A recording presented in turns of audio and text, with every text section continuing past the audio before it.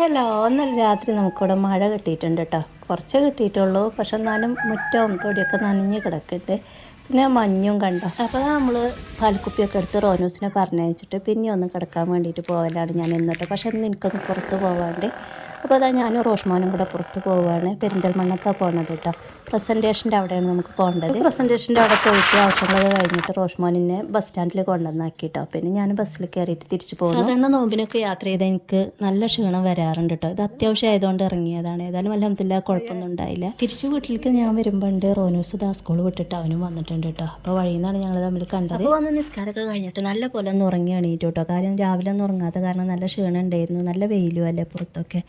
അപ്പോൾ ബാങ്ക് കൊടുക്കാറായിട്ടുണ്ട്. നമ്മളെ വിഭവങ്ങളൊക്കെ ഇവിടെ റെഡിയാക്കി വെച്ചിട്ടുണ്ട്. ബാങ്ക് കൊടുത്ത് നോമ്പൊക്കെ മുറിച്ചിട്ടേ അപ്പം അന്ന് പഴംപൊരി ഉണ്ടായിരുന്നു കേട്ടോ. അപ്പോൾ പഴംപൊരിയും ബീഫും നല്ല കോമ്പിനേഷനാണ്. നമ്മൾ പറയണ കേൾക്കല്ലാതെ ഇതുവരെ കഴിച്ചിട്ടില്ല.